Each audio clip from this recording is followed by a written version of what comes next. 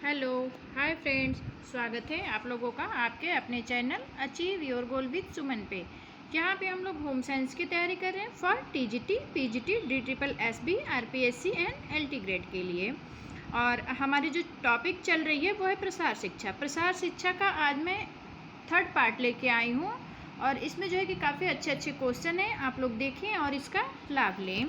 चलिए अब हम अपने क्वेश्चन पे चलते हैं। हमारा पहला क्वेश्चन है, गृह विज्ञान प्रसार शिक्षा का दर्शन किस प्रकार का है। यह पूछ रहा है कि गृह विज्ञान जो है प्रसार शिक्षा का दर्शन किस प्रकार का है। तो इसका आंसर आपका हो जाएगा ऑप्शन नंबर ए, व्यक्तिपरक।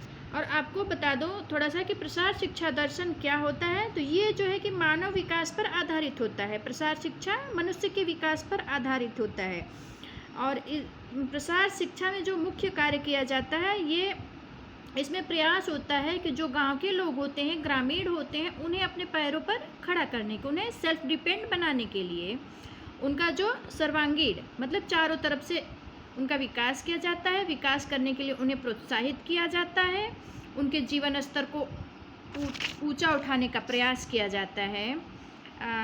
सब मिला जुला के ये है कि ग्रामीण लोगों को प्रोत्साहित किया जाता है सेल्फ डिपेंडेंट होने के लिए। चलिए अब हम आगे चलते हैं। हमारा अगला क्वेश्चन है क्वेश्चन नंबर 2। प्रसार शिक्षा के सिद्धांत होते हैं, सरल होते हैं, उपयोगी होते हैं, शिक्षात्मक होते हैं, उपरोक्त सभी। तो फ्रेंड्स इसका आंसर आपका ये मैंने पहले से ही टिक लगा के मैं रख ली हूँ। तो इसका आंसर आपका हो जाएगा उपरोक्त सभी। प्रसार शिक्षा के सिद्धांत सरल भी होते हैं, जिन्हें क्या होता है कि उपयोग करने वाले हमारे जो ग्रामीण लोग होते हैं, गांव के लोग होते हैं, वो काफ़ी ज़्यादा एजुकेटेड नहीं होते हैं, इसलिए सरल होता है कि उन्हें अच्छे से समझ में आ जाए, जल्दी समझ में आ जाए। और प्रसार शिक्षा के सिद्धांत जो है उपयोगी भी होते हैं, लोगों की दैनिक जीवन में काफ़ी उपयोगी होते हैं, शिक्षात्मक होते हैं। तो इसका आंसर आपका उपरोक्त सभी हो जाएगा। चलिए अब हम आगे चलते हैं। हमारा अगला क्वेश्चन है क्वेश्चन नंबर 3। ग्रामीण लोगों व प्रसार कार्यकर्ता की सामाजिक उन्नति हेतु मिलकर कार्य करने की योग्यता किस सिद्धांत के अंतर्गत आती है। हिस्सेदारी का सिद्धांत, सहयोग का सिद्धांत, मूल संगठन का सिद्धांत, नेतृत्व का सिद्धांत। तो फ्रेंड्स इसका आंसर आ जाएगा आपका सहयोग का सिद्धांत। जहाँ पे सब लोग मिलजुल के काम करते हैं उसको हम क्या कहते हैं, सहयोग।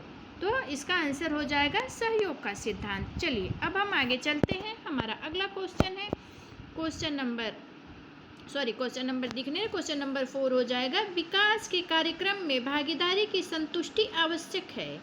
बोल रहा है कि जो भी हम विकास के लिए काम करते हैं उसमें जितने लोग पार्टिसिपेट होते हैं उनके पार्टिसिपेशन को, उनकी भागीदारी को के लिए संतुष्टि जो है आवश्यक होती है। इसी पर प्रसार कार्य की सफलता निर्भर करती है। यह किस सिद्धांत के अंतर्गत आती है। तो फ्रेंड्स इसका आंसर आपका हो जाएगा संतुष्टि का सिद्धांत। चलिए अब हम आगे चलते हैं। हमारा अगला क्वेश्चन है, निम्न में से कौन सा प्रसार शिक्षा का सिद्धांत नहीं है। जैसे प्रसार शिक्षा के कई सिद्धांत होते हैं, मूल्यांकन का सिद्धांत, स्वावलंबन का सिद्धांत, समता का सिद्धांत, और संतुष्टि का सिद्धांत जो है ये प्रसार शिक्षा का सिद्धांत नहीं होता है। तो इसका आंसर आपका हो जाएगा असंतुष्टि का सिद्धांत। चलिए अब हम आगे चलते हैं। हमारा अगला क्वेश्चन है, प्रसार कार्यक्रम का निरूपण तथा क्रियान्वयन क्रिया के अनुसार होना चाहिए। मतलब जो प्रसार कार्यक्रम किया जाता है उसका निरूपण और उसके कार्यक्रम को करने की जो कार्यविधि होती है, पूछ रहा है कि उसको कैसे करना चाहिए, लोकतांत्रिक तरीके से, प्रजातांत्रिक तरीके से, राजनीतिक तरीके से, उपरोक्त सभी। तो फ्रेंड्स इसका आंसर हो जाएगा प्रजातांत्रिक तरीके से। इसमें क्या होता है कि हम जो है कि जितने लोग भी भाग ले रहे हैं सबको वैल्यू देंगे, तभी इसका जो काम है सुचारू रूप से हो पाएगा। चलिए अब हम आगे चलते हैं। हमारा अगला क्वेश्चन है, प्रसार शिक्षा का दर्शन किस पे आधारित होता है। मानव विकास पर, बाल विकास पर, ग्रामीण विकास पर, पोषण विज्ञान पर।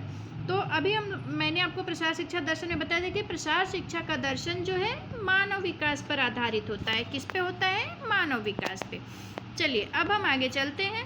फिलॉसफी शब्द का प्रयोग सर्वप्रथम किसने किया था।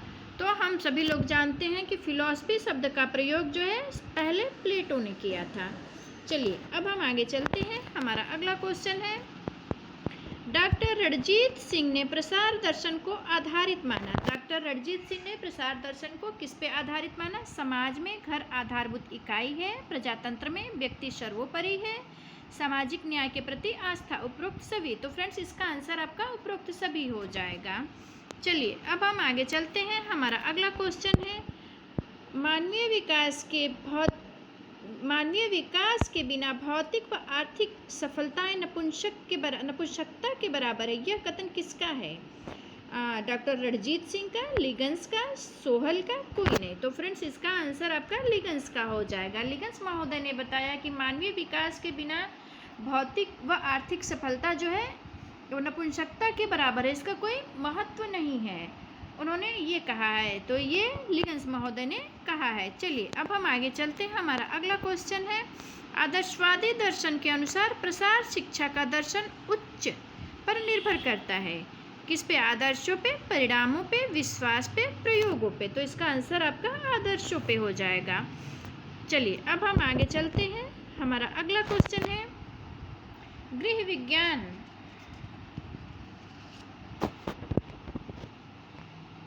एक मिनट।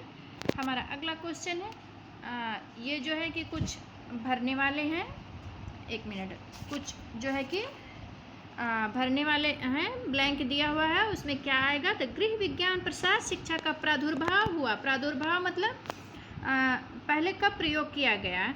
तो ये आपका प्रयोग किया गया 24 मई 1954 को। कब प्रयोग किया गया? 24 मई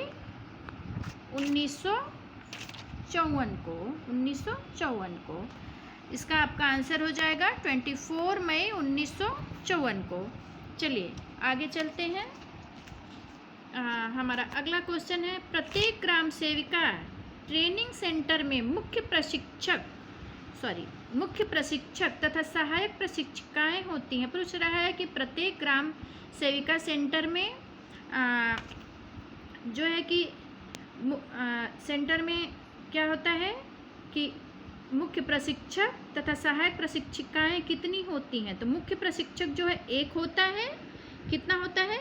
मुख्य प्रशिक्षक हमारे एक होते हैं, और जो क्या होता है कि सहायक प्रशिक्षिकाएं कितनी होती हैं? 3 होती हैं। चलिए अब हम आगे चलते हैं। हमारा अगला क्वेश्चन है, ग्राम सेविकाओं में चयन की न्यूनतम योग्यता क्या होती है? मतलब जैसे होता है ना कि हम लोग टीजीटी के लिए भर रहे हैं, तो आपका बीए बीएड मतलब ग्रेजुएशन बीएड होना चाहिए, पीजीटी के लिए पोस्ट ग्रेजुएशन होना चाहिए। उसी तरह पूछ रहा है कि ग्राम सेविकाओं में चयन की न्यूनतम योग्यता क्या होती है? तो ये आपका 10th होता है। क्या होता है? 10th होता है। कम से कम मैट्रिक पास होना चाहिए। चलिए अब हम आगे चलते हैं। हमारा अगला क्वेश्चन है, प्रशिक्षण की अवधि में ग्राम सेविकाओं का कितने दिन के लिए गांव में रहना आवश्यक होता है? तो ये आपका 120 हो जाएगा। कितने दिन के लिए? 120 दिन जो है ग्राम सेविकाओं को ग्राम में रहना जरूरी होता है, गांव में रहना जरूरी होता है। चलिए अब हम आगे चलते हैं। हमारा अगला क्वेश्चन है, ग्राम सेविकाओं में, अच्छा ये हो गया है, निम्न में कौन प्रसार शिक्षण पद्धति का उदाहरण नहीं है? जैसे क्या होता है कि प्रसार शिक्षण में जाते हैं लोगों को जागरूक करने, तो कहाँ पे भेंट करते हैं, कहाँ पे मुलाकात करते हैं, मतलब इसमें से कौन सा उदाहरण जो है कि सही नहीं है? फॉरम, खेत एवं घर पर भेंट करना, आपका अपने कार्यालय में भेंट करना, सर्वथा गुप्त स्थान पर भेंट करना, इनमें से कौन? ये वाला आपका सी वाला जो है कि सही हो जाएगा। ये गलत है, क्योंकि प्रसार कार्यकर्ता जो है किसी से गुप्त स्थान पे भेंट नहीं करते हैं। वो घर पे भेंट कर सकते हैं, कार्यालय में भेंट कर सकते हैं, सामूहिक भेंट कर सकते हैं, लेकिन गुप्त स्थान पे भेंट नहीं कर सकते। चलिए अब हम आगे चलते हैं। अगला लास्ट क्वेश्चन है, प्रसार शिक्षण विधियों का चयन करते समय निम्न में किसका ध्यान रखना आवश्यक होता है? ग्रामीणों का शैक्षिक मानसिक स्तर, शिक्षण साधनों की उपलब्धता, सी है यातायात की सुविधा, डी है यह सभी। तो फ्रेंड्स इसका आंसर आपका हो जाएगा यह सभी। प्रसार शिक्षण विधियों का चयन करते समय इन सब का ध्यान रखना जरूरी होता है। तो चलिए आज के लिए इतना ही, और फिर मैं प्रसाद शिक्षा से और वीडियो लेके आऊँगी। आप लोगों को वीडियो कैसी लगी? अगर अच्छी लगी तो चैनल को लाइक एंड सब्सक्राइब करें और अपने दोस्तों में शेयर करें। Thank you.